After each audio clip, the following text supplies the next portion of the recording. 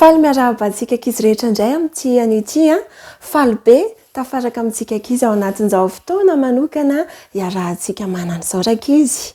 Ao anatin'ny zanam-pandaharana Zamvolana rankizy dia ianarantsika ireo teny-pahendrena malagasy ary ny mahafinaritra amin'ireo teny-pahendrena ireo dia azontsika mpifandraisina amin'ny tenin'Andriamanitra izany ka inandray ary ny teny-pahendrena azontsika ankizy amin'ity andro an'ity e. Efa hainareo ve rankizy ilay teny-pahendrena manao hoe aza tsy maharitra ny mena amin'ny raviravy, aza tsy maharitra ny mena amin'ny raviravy. Inona amin'ny tantara ao amin'ny baiboly ary no lesona azontsika tsoahana amin'izany hoe aza tsy maharitra ny mena amin'ny raviravy izany rankizy. Tantarana lehilahy anankiroa ao amin'ny baiboly no azontsika natsoahana lesona ao anatin'izany teny-pahendrena izany. Fantatrareo ve izay lehilahy anankiroa izay? Ireo lehilahy roa ireo dia mitovitovy ny anarany. Misy mahafantatra ve? Tantarany Balaka sy Balama mihitsy rankizy no andeha ho jerentsika amin'ity an'ity. Balama dia mpaminany Jehova izy. Fa i Balaka kosa dia mpanjaka Moabita i Balaka. Inona ny zavatra niseho tamin'ireto lehilahy anankiroa reto? Niangaviany Balaka rankizy ny mpaminany Balama mba ho tonga any aminy ary hanozona ny zanak'Israely. Noraran'Andriamanitra nefa i Balama tsy hanatanteraka an'izany satria firenena voatà notahian'Andriamanitra manokana ny zanak'Israely ka tsy eken'Andriamanitra ny hanozona ny mpaminany ny zanak'Israely. Tao anatiny tao anefa ny Balama dia nanana faniriana te handeha ho any amin'ny mpanjaka Balaka. Te ho any izy mba hanozona an'ireto zanak'Israely reto. Inona hozy isika ankizy ny antony nanosika azy handeha ho any? Te hahazo vola, te hahazo fanomezana avy any amin'ny mpanjaka Balaka izy. Ary naniry izy ny handeha ho any na dia ny sakanan'i Jehova aza. Nandeha izy ary notaingenany ny biriky. Navelan'Andriamanitra nandeha ihany i Balama. Ary nandray ny zavatra nitranga rehefa teny an-dalana izy ireo. Nisy anjelin'Andriamanitra nisakana ny lalany ary nihazona sabatra teny an-tanany.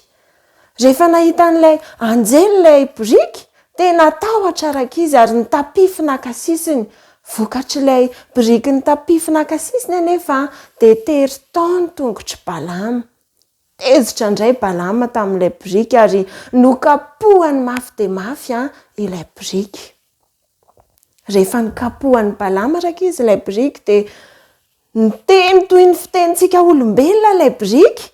Mahagaga izany hoe biriky biby kanefa afaka niteny tamin'ny Balama. Mahagaga izany kanefa dia tantara marina ao anatin'ny baiboly. Ny zavatra nampalahelo anefa rankizy tsy hitan'ny Balama ary tsy henony akory ilay biriky niteny. Tsy tao anatin'ny sainy akory hoe biriky ve dia hiteny. Fa inona no mibahana tao anatin'ny sain'ny Balama? Tao anatin'ny sain'ny Balama lalina ny hoe tsy maintsy tonga any amin'ny mpanjaka Balaka satria azo fanomezana rehefa tonga any. Navelan'Andriamanitra nandeha ihany izy ireo ary tonga soamantsara tany amin'ny mpanjaka Balaka. Inona indray nefa ny zavatra nitranga rehefa tonga tany ny Balama sy ny biriky? Raha toa ka nikasany hanozona ny zanak'Israely ny mpaminany Balama dia tsodrano, firarian-tsoa no nitonon'ny vavany. Tezitra taminy ary ny mpanjaka Balaka ary nodimaina fotsiny Balama. Tsy nahazo nininina tany amin'ny mpanjaka ary tsy nahazo sitraka tany amin'Andriamanitra.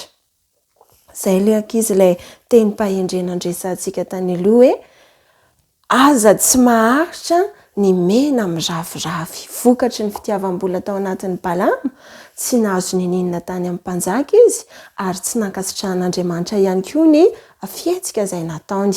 Dia manamafy an'izany teny-pahendrena izany ny tenin'Andriamanitra ao amin'ny Hebreo 13:15 izay manao toy izao amin'ny anaran'i Jesosy hoe aoka tsy ho amin'ny fitiavam-bola ny toe-tsainareo fa mianina amin'izay anananareo. Fa hoy izy, izaho tsy andaho anao mihitsy na afoy ianao akory. Hébreu 7:15 dia ny firariana amintsika ankizy tsy ho variana amin'ny resaka fitiavana vola na fitiavana fanomezana fa mba andeha araka ny sitrapon'Andriamanitra ny isika ankizy rehetra.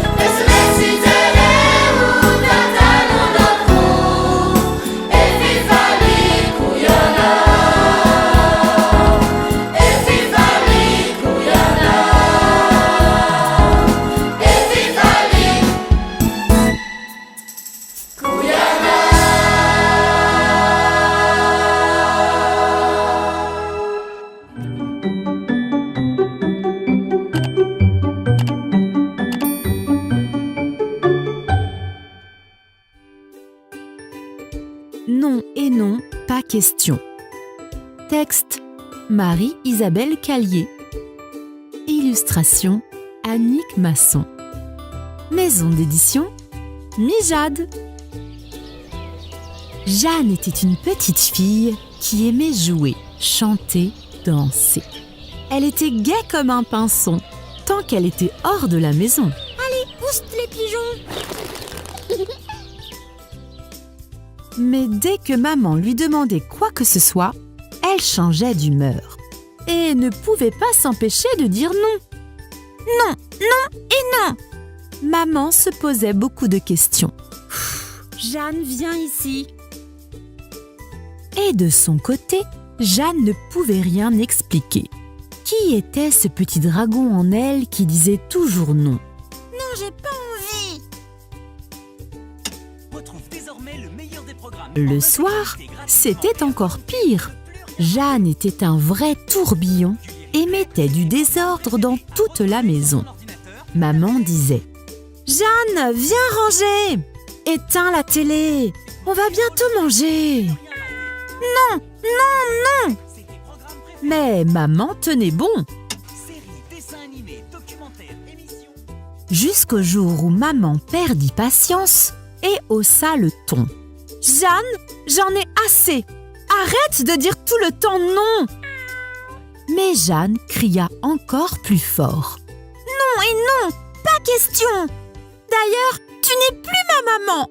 Je veux une autre maman. Celle de Sophie. Elle est gentille. Maman était bouleversée, mais ne dit rien.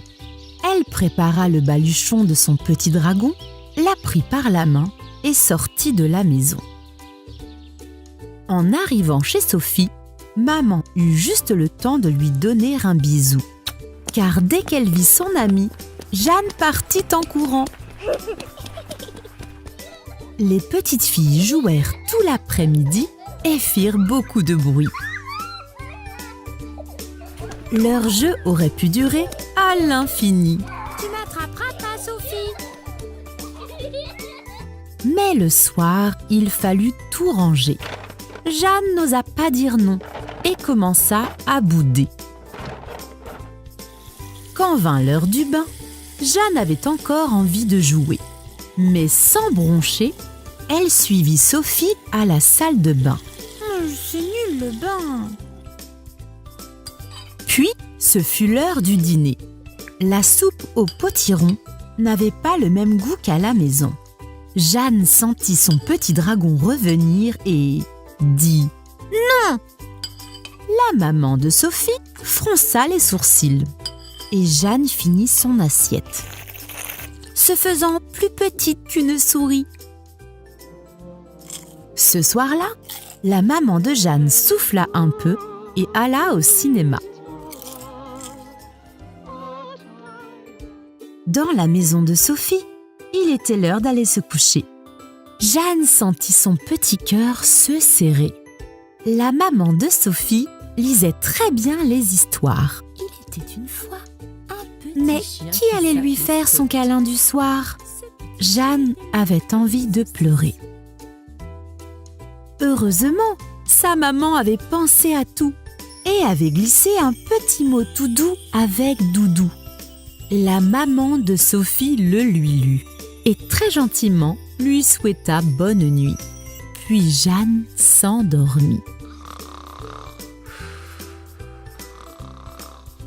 Le lendemain matin, dès qu'elle fut levée, Jeanne guetta la porte d'entrée. Maman allait bientôt venir la chercher. Alors, quand la sonnette retentit, Jeanne courut à la porte et se jeta dans ses bras. Toutes deux se firent un très long câlin. Ah maman, t'es trop belle. Jeanne, maintenant, voulait rentrer à la maison. Elle dit au revoir à Sophie et partit, main dans la main avec maman. Et quand en chemin, maman lui dit « Je suis si contente de te retrouver. Et toi, tu t'es bien amusée ? Si tu veux, on peut inviter Sophie à la maison samedi. » Jeanne sourit et cette fois-ci dit « Oui, on fera des crêpes.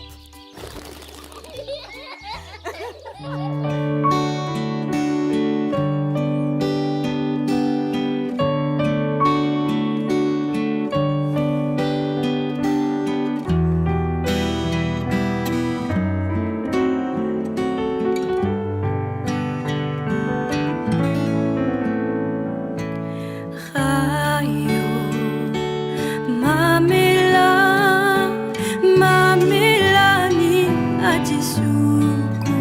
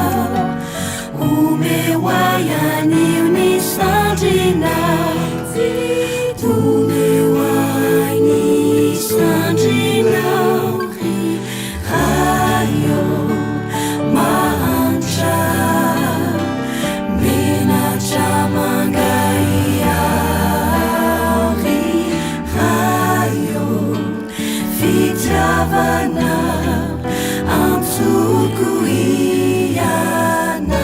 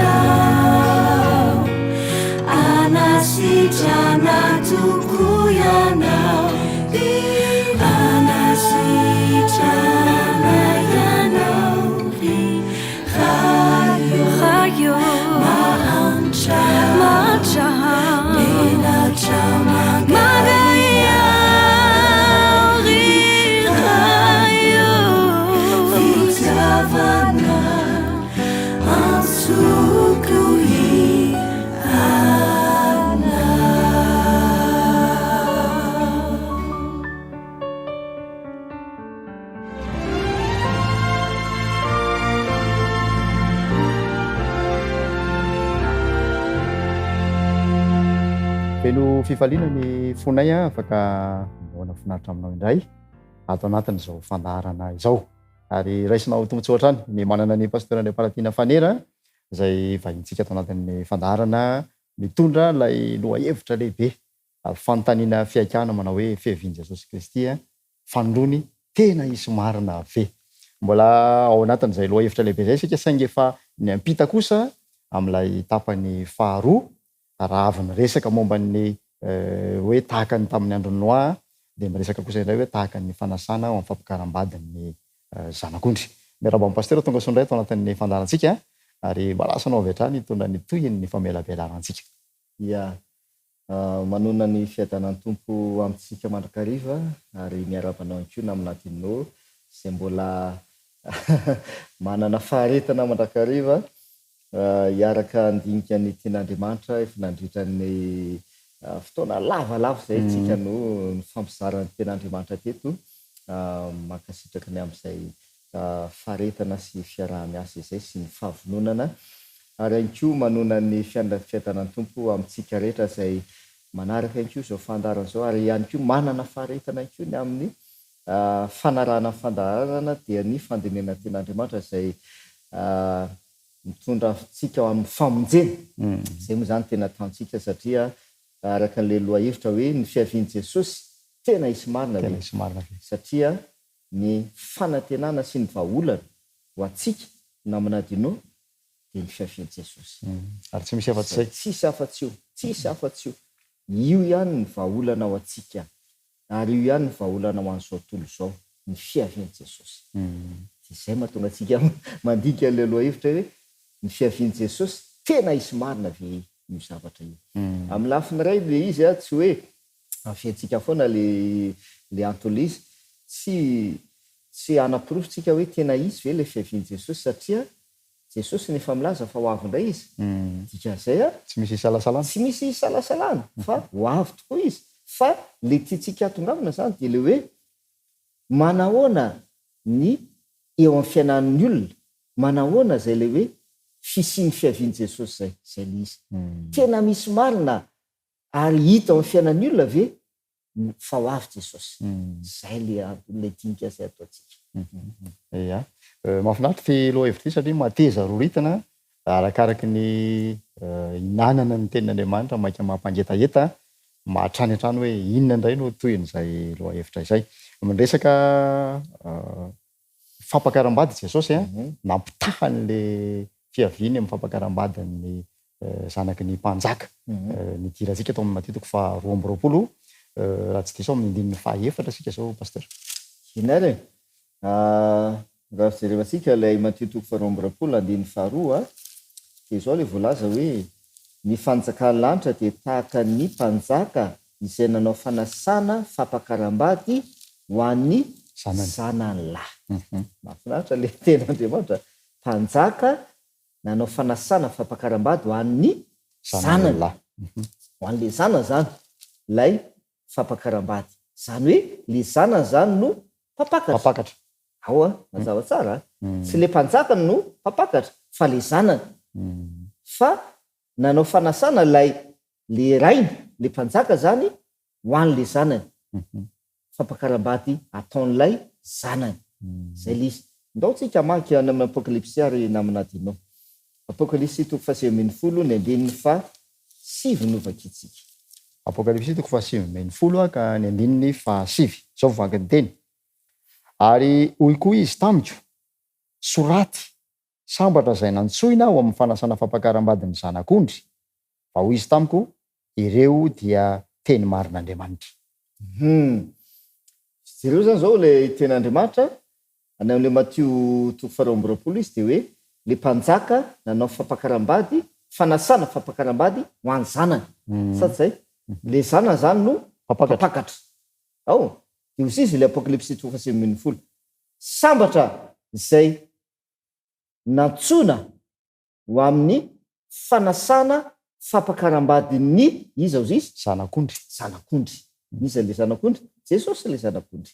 Jesosy zany le zanana, le zanaka. Jesosy no aseho le zanaka zay mpapakatra. Zay. Dia ndao jerevantsika satria miresaka tsika ny amin'ny fiaviany Jesosy. Fiaviany Jesosy dia tahaka ny fanasana fampakaram-bady. Ao fanasana ao amin'ny fampakaram-bady. Zay zany le izy. Jesosy no mpapakatra. Ao.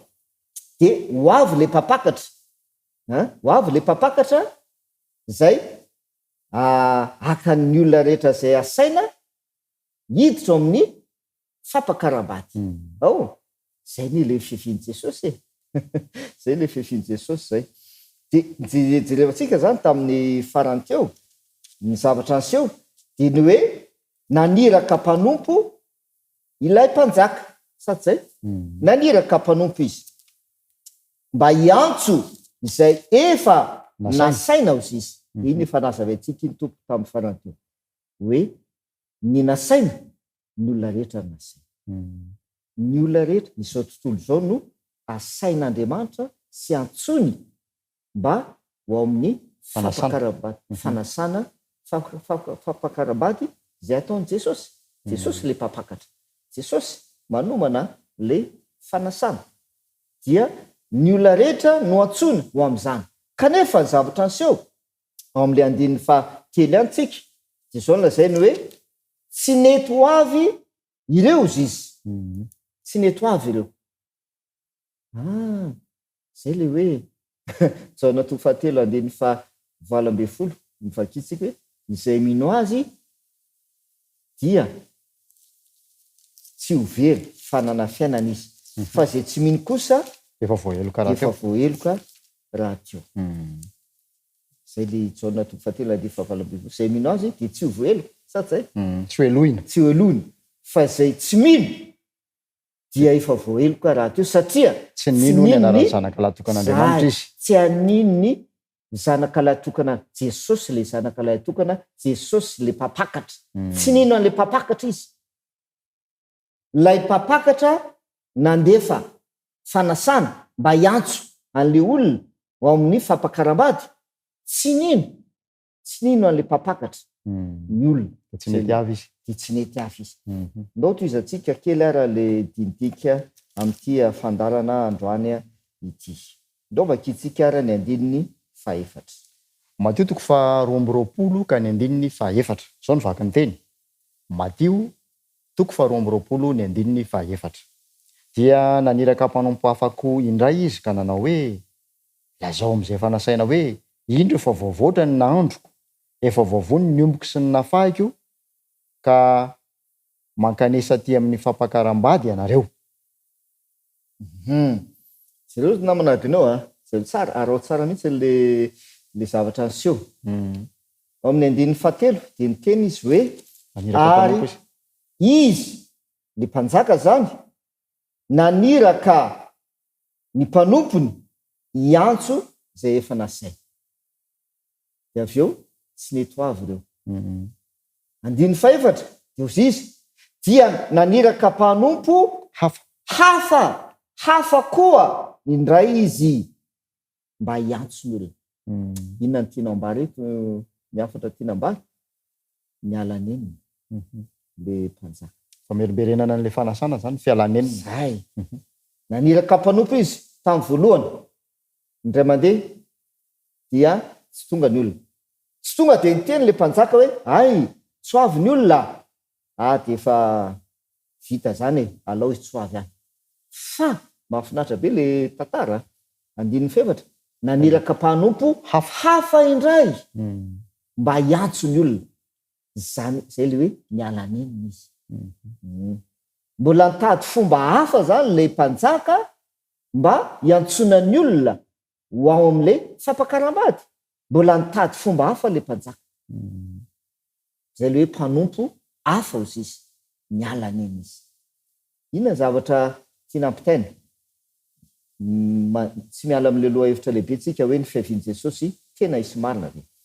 Dia jerevantsika tamin'ny tapany voalohany hoe tahaka ny tamin'ny andro Noa. Satsy dia tapany faharoa izay diniantsika dia hoe tahaka ny fanasana fampakaram-bady. Dia mitovy ireo tompoko. Ny zavatra aseho mitovy. Tamin'ny andro Noa dia naniraka mpanompo Andriamanitra mba hiantso ny olona.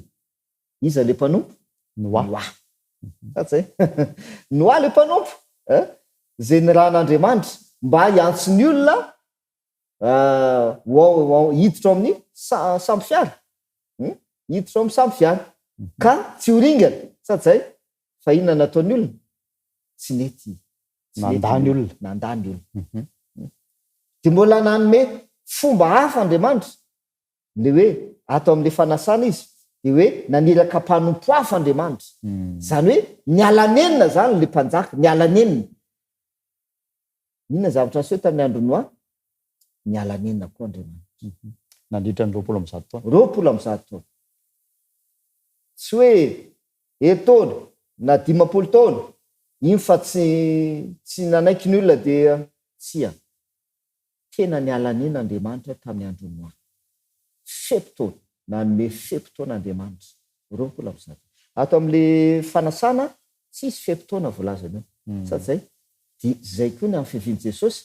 Ary amin'izao andro eny antsika izao tsisy 70 taona ne. Tsisy 70 taona. Tsy fantatsika le 70 taona. Fa ny afatra ampitaina amintsika zany tompo dia izao manao ny fomba rehetra le mpanjaka mba hidirantsika amin'le fanasana. Hiantsona antsika ao amin'ny fampakaram-bady. Zay zany le izy. Mampiasa ny fomba rehetra le mpanjaka dia tsy iza fa Andriamanitra mba hahatonga antsika ho ao amin'ny fampakaram-bady. Fa tsisy 70 taona io.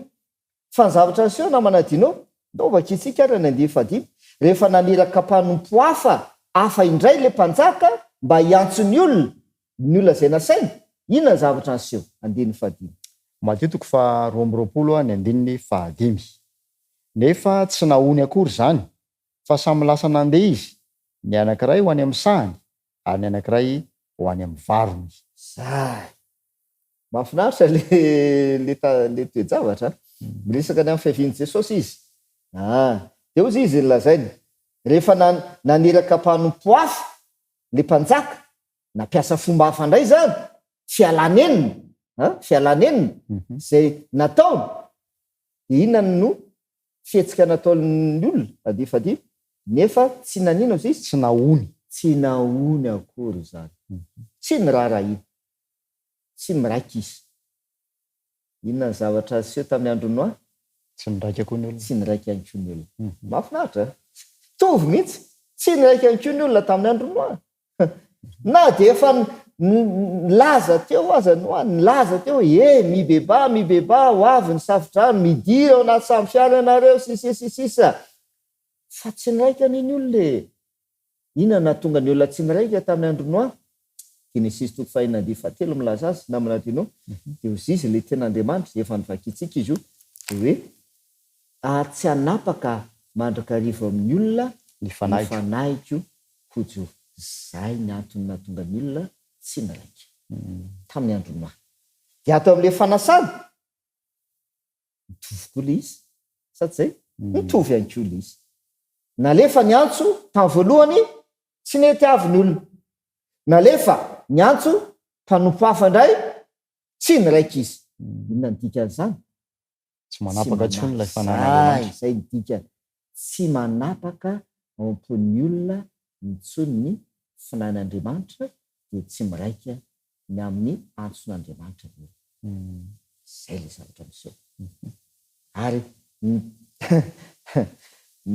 ino moa zany efa nazavantsika hoe nilazan'ny baiboly an'izy any Matteo 4:12 de le hoe ny teny ratsy ny fanahy masina manota amin'ny fanahy masina zay nilazan'ny baiboly any hoe rehefa manohitra an'le antson'Andriamanitra amin'ny alalan'ny fanahy masina le sady zay satria zay le volazan'ny Jaona 2:10 sady zay mampiaiky fahotana andininy favalo hoe izy no mampiaiky ny olona ny fahotana sy ny fahamarinana andiny 7:10 andiny 7:10 ndray de hoe izy no hitadalana anareo amin'ny marina le fanahy masina zany io le fanahy masina de ny olona rehefa nandre rehefa antson'Andriamanitra mampiasa ny fomba rehetra Andriamanitra mba miantso azy iantso azy kanefa tsy miraika izy zay le hoe tsy manapaka ao am-pon'ny olona ny fanahy masina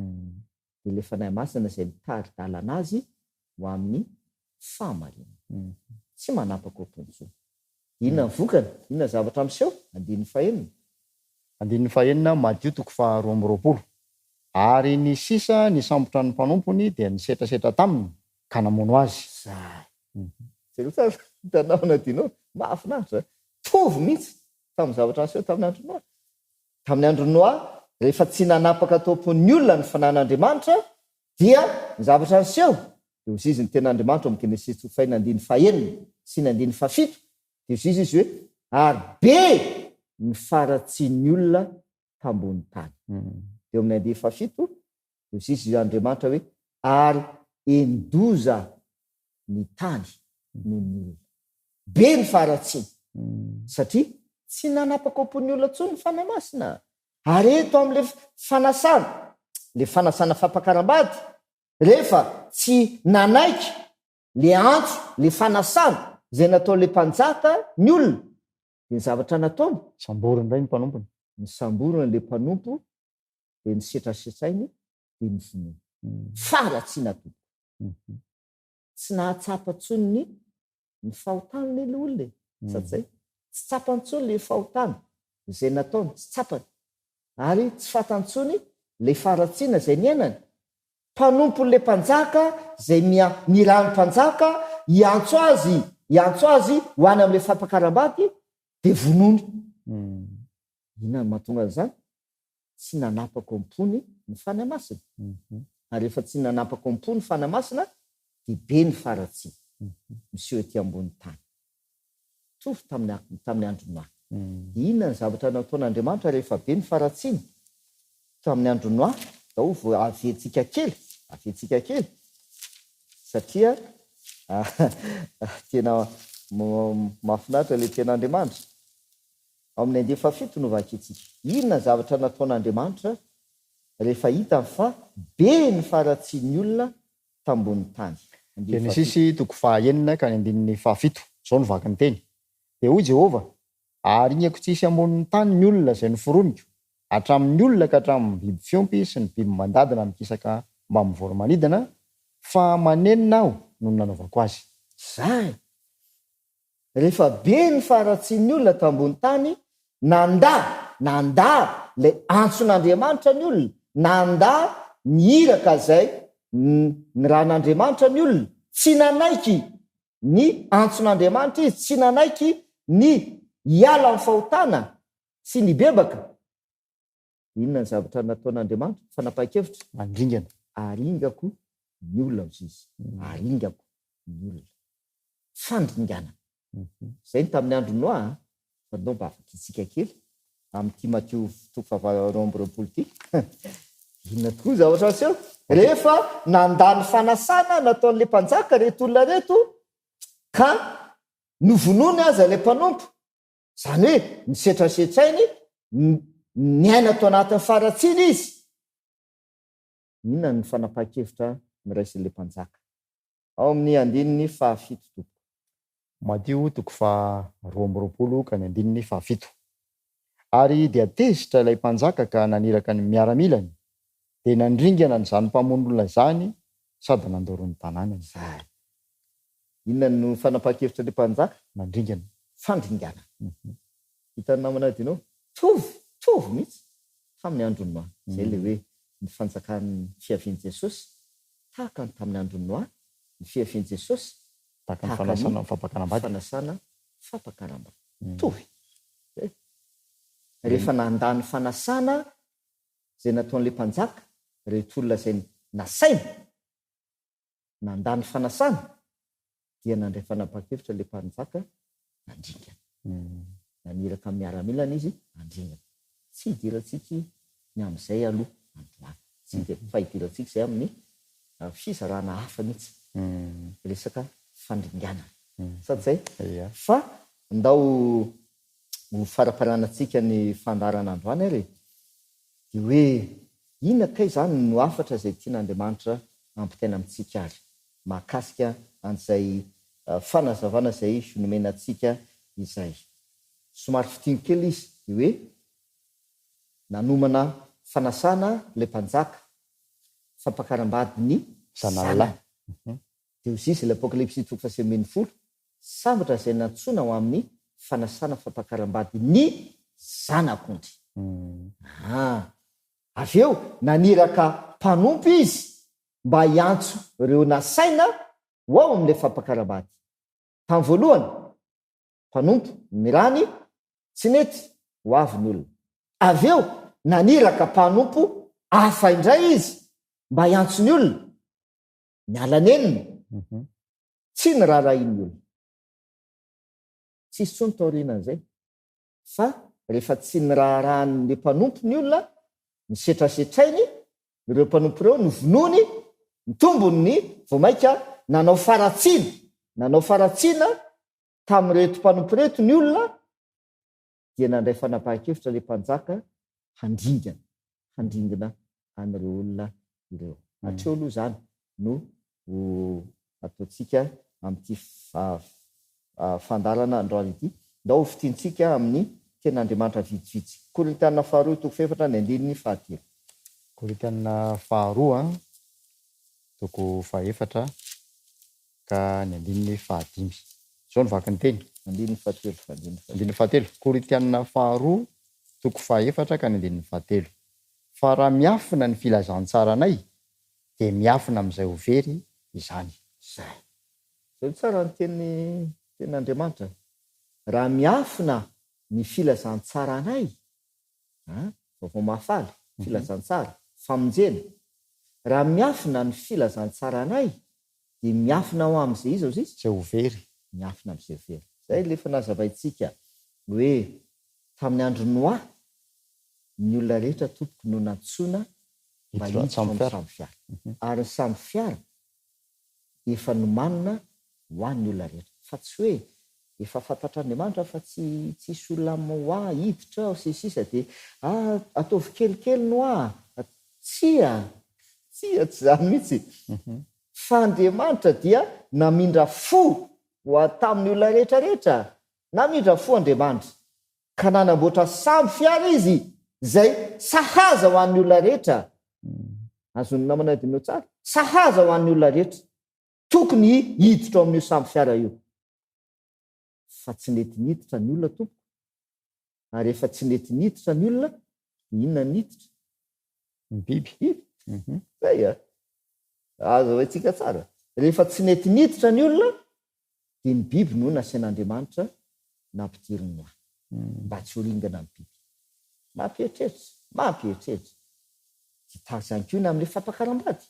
zay ny olona rehetra no nantsony ho amin'ilay fampakaram-bady nasaina ny olona rehetrarehetra fa tsisy hoe reto ihany no asaina fa reto tsy asaina tsia ny olona rehetra no nasaina fa tsy nety ny ho avy izy ireo vo mainka naina atao amin'ny faharatsiana dia zay ny zavatra nyso dia ozizy le Korintiana faharoa tofeona dia fatelo raha miafina ny filazantsara-nay ozizy Paoly dia miafina amin'iza ozizy amin'izay overy miafina amin'izay overy ny filazantsara tsy hoe afenina le filazantsara tsy afenina ny filazantsara tsy afenina ary tsy miafina ny famonjena tsy miafina tahaka ny tamin'ny andro noa tsy miafina neny samby fiara miariary teo an-tendrombohitra manaova samby fiara ianao no ary ambadimbadika ary amin'izay tsy hitan'ny olona fa ianao ensy ny ankonanao ihany no vonjenao tsia ena tapy-tendrombohitra no natsangana ny namboarina samby fiara ena tapy-tendrombohitra tsy miafina ny famonjena zay le hoe tsy miafina ny filazantsara fa raha miafina izy eo an'zay izy zay ho an'izay very raha miafina ny filazantsara raha ny tena marina tsy hoe miafina ho amin'izay very izy fa nanda le filazantsara ny olona fantale izy ary tsy miafina tamile izy fa nylaviny le filazantsara laviny famonjena laviny nihiditra tao anaty samby fiara tamin'ny andro noa laviny ny ho any amin'ny fanasana ao amin'le fampakarana mahafinaritra ny ten'Andriamanitra fa tsy lany amaminana dia tohizana hatrany aza kanefa manapetra ny fotoanantsika ndao ray raha aloha entina mavaka izay fizaranandroany zay ho tsakotsakoina sy hoetreretiny ny mpanaraka ny fandarana pastor ndao hiaraka hivavakantsika azy raha inay io ianao ilay mpanjaka ny mpanjaka sy tokony tompo ianao Jesosy Kristy ilay zanak'ondrin'Andriamanitra izay manomana fanasana fampakaram-bady ary miantso ny olona rehetra mba ho hiditra asaina ho amin'izany fampakaram-bady izany mazava aminay ny teninao mazava aminay ny planina anao Jesosy dia niara misakafo aminao ao amin'izany fanasana fampakaram-bady ny zanak'ondry izany atao fitsapanay izany tombontsoa lehibe izany indrindra ny famonjena izay omenao anay tsiraray avy ary aoka ny fanahinao hiasa mandrakariva aty anatinay ary anapaka mandrakariva aty anatinay izany fanahinasina izany amin'anaran'i Jesosy amen. Dia makasitraka ny faharetanao zay saotrany pasteur André Baratina fanerainy koa tsika nanaiky izarany zany fahatsarany ten'Andriamanitra zany ho antsika manome fotoananao ho amin'ny manaraka izay.